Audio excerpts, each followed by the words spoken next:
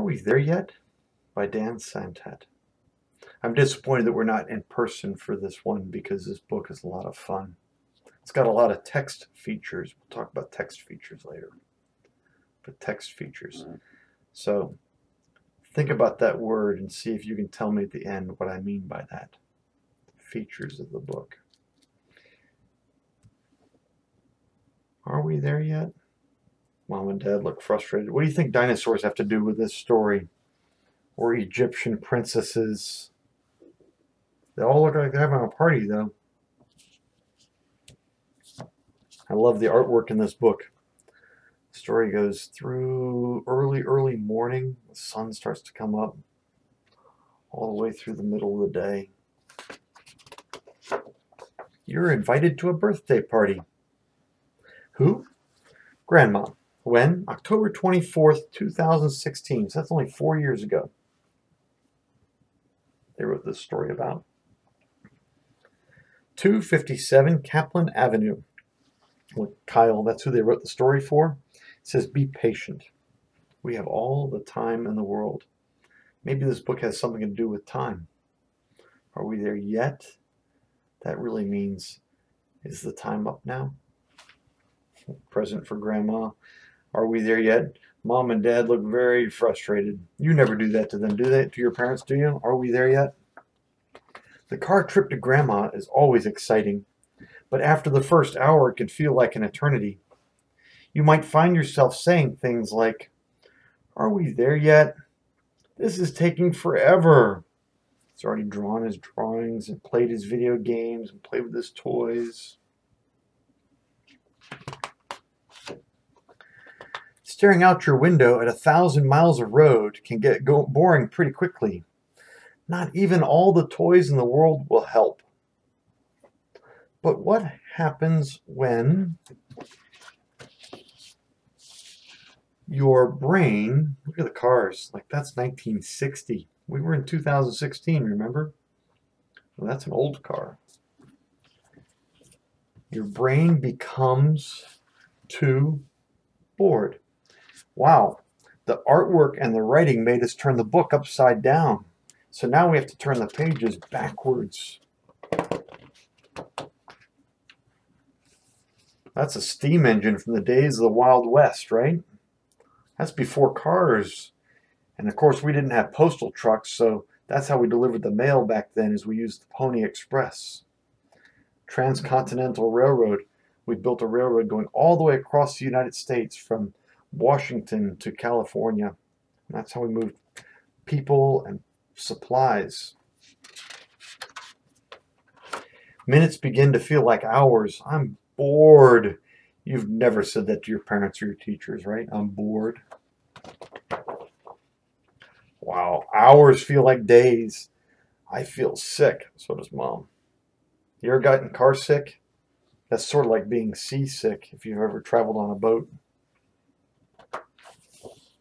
Pirates. We're going farther back in time as we turn the pages backwards, aren't we?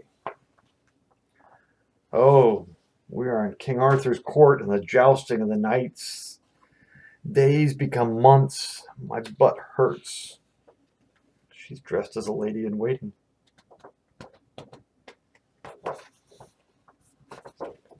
Butt's going to hurt worse if that thing gets hit with that lance, isn't he? This will just be a quick trip, your parents promised.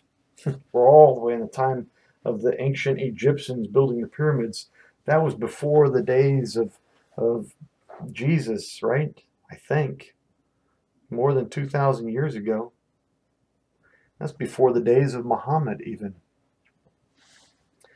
This will just be a quick trip, your parents promised. I have to go to the bathroom. Roar!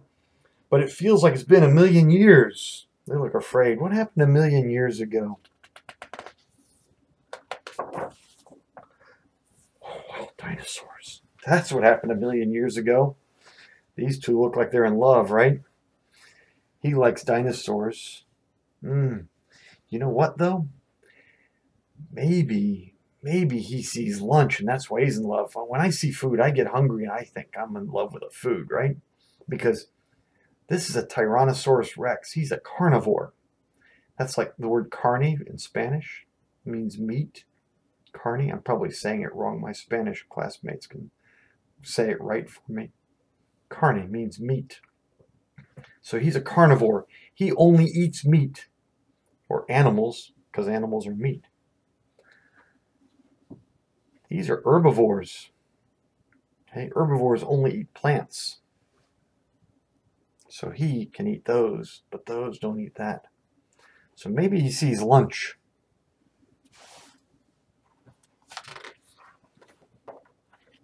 A human is an omnivore. We eat plants and animals. So take a second to savor the moment you're in. This will help make time fly by quickly. Look at that. The words got closer together, didn't they? And so we read them faster. And the book turned right side up again. So now we're turning the pages in the right direction. We're going forward. And we see the Pony Express, and we see the original cars and the Egyptians. We even see Benjamin Franklin here testing out his theory about making electricity travel along a wire. That's Annie Oakley. She helped settle the West. She was a sharpshooter. That looks like that might be Amelia Earhart. Amelia Earhart tried to fly a small airplane all the way around the world. She got lost in the ocean. We still don't know where she ended up. Oh, wow. We have really gone forward in time, haven't we? Maybe we'll fly by too quickly.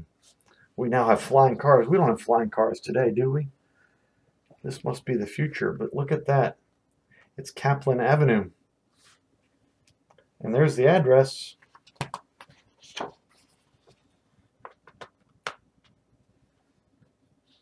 Is that a he or she? I don't know.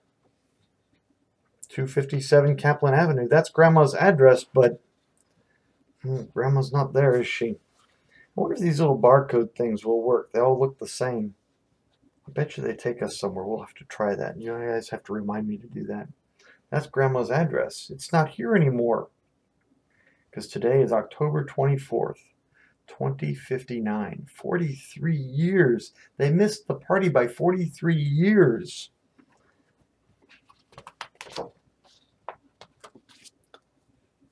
Don't worry. We're not there yet, but we'll be there soon. He's yawning. The road is full of twists and turns, and you never know where life may take you. He got sleepy and tired and fell asleep. We're here, so sit back and enjoy the ride. Running in with Grandma's present. But remember, there's no greater gift than the present. Does he mean the present he gave her? Or does he mean the present as in right here and right now? We live in the present.